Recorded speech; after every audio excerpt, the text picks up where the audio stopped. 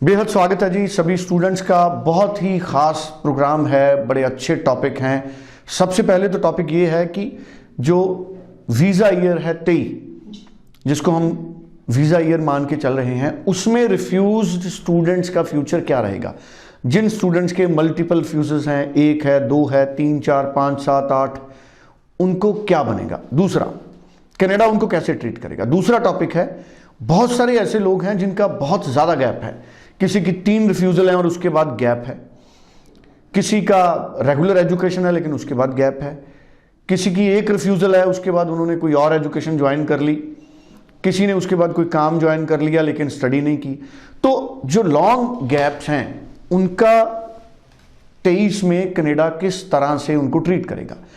और जिनका long gap है उनके लिए यूनिवर्सिटीज़ की खुशखबरी है। कुछ ऐसी यूनिवर्सिटीज़ हैं जो लॉन्ग गैप के बावजूद भी आपको एप्लीकेशन आपकी एक्सेप्ट कर सकती हैं। तो वो बताएंगे हमें सारा कुछ। अनीता भंडराल जी लैंडमार्क इमिग्रेशन के जरिए जसमीत भाटिया जी की टीम के साथी हैं। अनीता जी आपका स्वागत है। Thank you sir. Anita ji, जो मैंने टॉपिक बोले मैं चाहूँगा कि इनको आप पूरा एक्सप्लेन कीजिए ताकि स्टूडेंट सारी बात समझें। जी सर, मैं सबसे पहले सितंबर इनटेक की बात करती हूँ। तो सितंबर इनटेक में अभी मेजरली सारे कॉलेजेस ओपन हैं। अगर आप कोई कुछ कॉम्पिटिटिव कॉलेजेस देख रहे हैं जैसे Humber, Seneca, George Brown college, Sheridan college, स्लैम्पटन कॉलेज, सेंटेनियल कॉलेज, कॉनिस्टोगा, ये सारे कोर्सेज अवेलेबल हैं। मैक्सिमम कॉलेजेस में कोर्स अवेलेबिलिटी है। हाँ, यहाँ पे कुछ कॉलेजेस ऐसे भी हैं जो पर्टिकुलर कोर्स उनका क्लोज हो चुका है। सो अगर आप सितंबर प्लान कर रहे हैं, प्राइम लोकेशन आपकी प्रेफरेंस है एंड आपका प्रेफर्ड कोई प्रोग्राम है कि मुझे इसी प्रोग्राम के लिए जाना है, so this is the best time.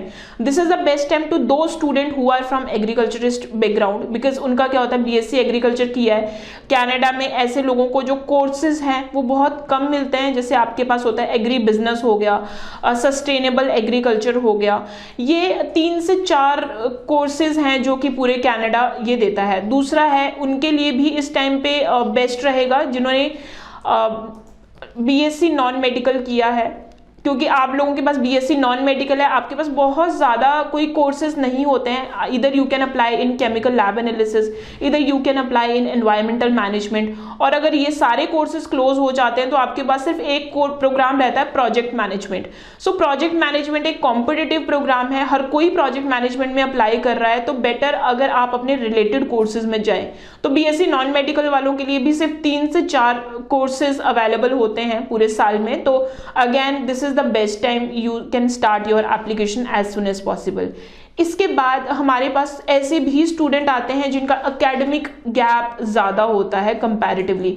अब एकेडमिक गैप से मेरे बोलने का ये मतलब है कि अगर मान लो किसी स्टूडेंट ने ग्रेजुएशन किया है और उसको इंडिया में जॉब करते करते 7 से 8 साल हो चुके हैं एंड नाउ स्टूडेंट का बन रहा है कि नहीं मुझे अब कनाडा जाना है। सो आप कौन से कॉलेज में या कौन से यूनिवर्सिटी में अप्लाई करें। सो आपने ये चीज़ तो ज़रूर सुना होगा कि 5 ईयर के गैप के बाद आपको कॉलेज को ज़्यादा ना प्रेफरेंस देते हुए आपको यूनिवर्सिटी में एप्लीकेशन अप्लाई करनी चाहिए। लेकिन अब यहाँ पे हर्डल आता है उन स्टूडेंट के लिए जिन्होंने बैचलर्स किया है इंडिया में, उन्होंने बैचलर्स किया है लेकिन परसेंटेज समहाउ इनकी थोड़ी सी कम रह गई थी। परसेंटेज जब कम रहती है, ऑब्वियसली जब हम मास्टर्स के लिए अप्लाई करते हैं तो आपकी बैचलर की परसेंटेज को भी कंसिडर किया जाता है। तो अब ऐसे स्टूडेंट्स के लिए कौन सी ऑप्शन रहती है? ऐसे स्टूडेंट के लिए एक ऑप्शन रहती है, you can apply in the universities. आप यूनिवर्सिटी में अप्लाई करें लेकिन आप उनके पोस्ट ग्रेजुएट डिप्लोमा में अप्लाई कर सकते हैं। पोस्ट बैकलरेट उसको बोलते हैं कुछ प्रोविंसेस में, कहीं पे उनको पोस्ट डिग्री बोला जाता है। तो मतलब हर क्रेडेंशियल का यही है कि that is the post graduate diploma. So you can apply September intake में। अगर आपकी इस तरह की कोई प्रोफाइल है so you can apply in Trent university. अभी जो कोर्सेज हैं वो अवेलेबल हैं। सेंट जेवियर फ्रांसिस यूनिवर्सिटी, इसमें आप अप्लाई कर सकते हैं। केप ब्रिटन यूनिवर्सिटी, नोवा स्कॉशिया में यूनिवर्सिटी है, यहाँ पे आप अप्लाई कर सकते हैं।